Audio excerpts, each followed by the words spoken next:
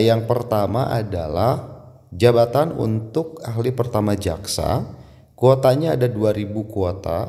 Pendidikannya adalah bisa dilamar oleh S1 Ilmu Hukum ataupun S1 Hukum. Selanjutnya yang kedua adalah jabatan peranata hubungan masyarakat. Yang ini jumlah kuotanya 471 kuota, bisa dilamar oleh pendidikan bidang ilmu komunikasi, terapan sistem informasi, ilmu komunikasi, dan juga manajemen. Nah, lalu yang ketiga adalah jabatan untuk analis SDM aparatur.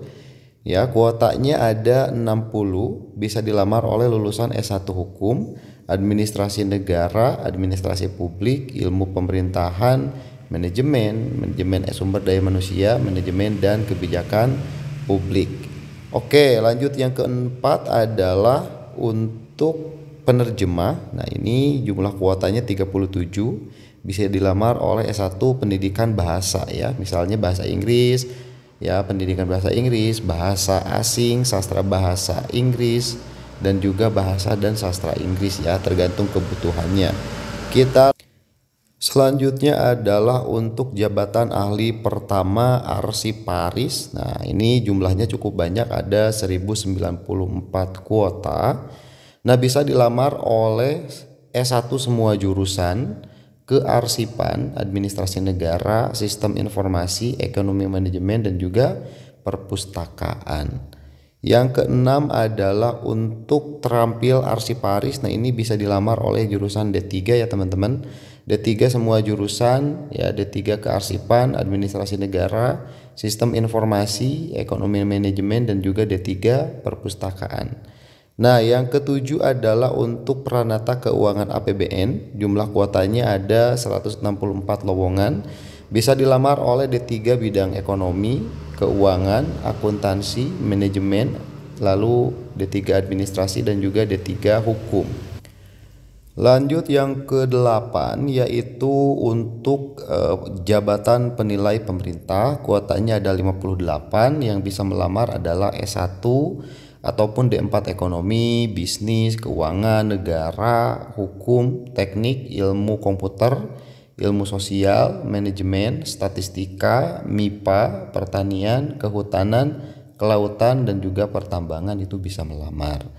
Yang ke-9 ya, yaitu untuk penyuluh sosial. Ini kuotanya ada 438.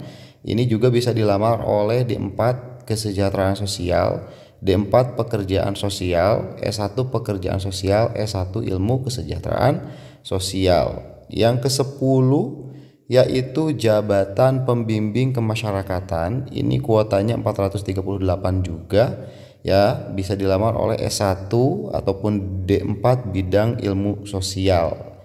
Yang ke-11 ya, yaitu untuk jabatan pengaman kemasyarakatan. Jumlah kuotanya ada 438 ya, 438. Nah, ini bisa dilamar oleh SLTA sederajat teman-teman ternyata. Oke. Lalu yang ke-12 yaitu asesor SDM ya, sumber daya manusia aparatur. Kuotanya ada 18, bisa dilamar oleh S1 psikologi, ilmu bahasa, pendidikan, sejarah, ilmu hukum, filsafat, antropologi, dan juga tentunya manajemen SDM. Yang ke-14, nah ini untuk jabatan peranata komputer, ada 500 lowongan, bisa dilamar oleh S1 komputer, teknologi informasi, sistem informasi, manajemen informatika, dan teknik informatika. Yang ke-15 itu ada ya untuk jabatan auditor atau audit ya, jumlah kuotanya ada 57, bisa dilamar oleh S1 ekonomi ataupun akuntansi. Dan yang ke-16 adalah untuk statistisi.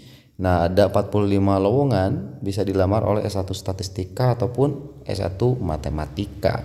Nah, jangan lupa di like, di share, dan saya doakan semoga lulus. Kita akan bahas lagi persyaratannya di video selanjutnya.